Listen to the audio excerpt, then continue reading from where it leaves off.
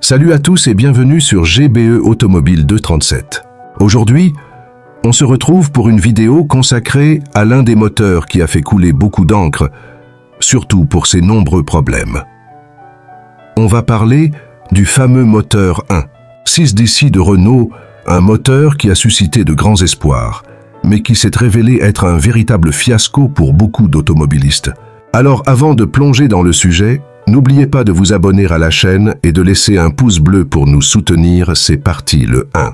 6DC, des débuts prometteurs mais des soucis qui s'accumulent. Sorti au début des années 2010, le 1.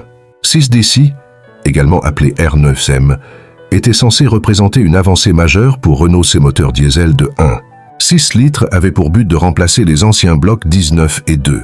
DC, tout en proposant des performances équivalentes avec une consommation et des émissions de CO2 réduites.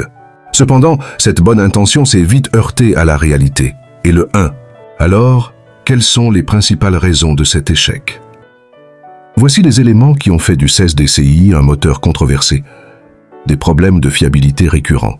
Le premier point qui a terni la réputation de ce moteur, ce sont les problèmes de fiabilité qui sont apparus dès les premiers kilomètres pour certains utilisateurs.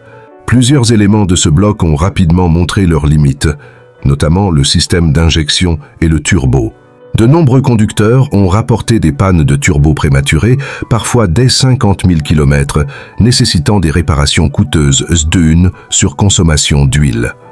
Le moteur 1,6 DC a également été critiqué pour une consommation excessive d'huile. Ce problème est non seulement coûteux pour les utilisateurs, mais il augmente aussi le risque de panne si l'huile n'est pas remplacée régulièrement. Renault avait pourtant tenté de corriger ce défaut, mais de nombreux conducteurs ont continué à signaler des fuites et une consommation d'huile anormale. 3. Le refroidissement, un point faible majeur.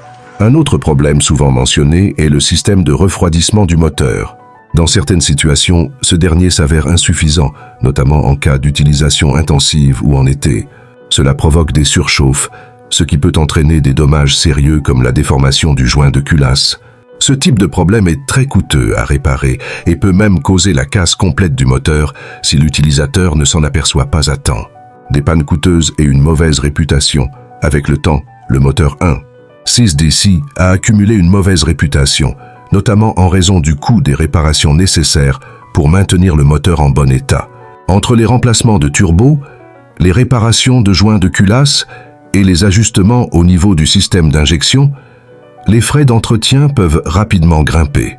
Cela a également fait baisser la valeur des véhicules d'occasion équipés de ce moteur, car les acheteurs potentiels hésitent à investir dans un moteur connu pour ses faiblesses.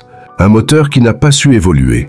Alors que d'autres constructeurs ont réussi à améliorer leurs moteurs pour les rendre plus performants et plus fiables, Renault a eu du mal à corriger tous les défauts du 16 DCI. Malgré des efforts pour corriger certains problèmes, les résultats n'ont pas toujours été à la hauteur des attentes, ce qui a finalement conduit Renault à se détourner progressivement de ce bloc conclusion. En conclusion, le moteur 1,6 DC de Renault restera sans doute dans les mémoires comme un échec technique. Malgré des débuts prometteurs et une ambition de réduire la consommation et les émissions polluantes, il a révélé de nombreuses faiblesses qui lui ont valu sa mauvaise réputation. Que vous soyez déjà propriétaire d'un véhicule avec ce moteur ou que vous envisagiez d'en acheter un, il est important de bien peser le pour et le contre. Voilà pour cette vidéo. Si vous avez déjà eu des soucis avec ce moteur ou si vous souhaitez partager vos expériences, n'hésitez pas à laisser un commentaire. Merci d'avoir regardé, pensez à vous abonner et à activer la cloche pour ne rien manquer des prochaines vidéos. Et surtout, n'oubliez pas de liker si cette vidéo vous a plu. À très bientôt sur GBE Automobile 237.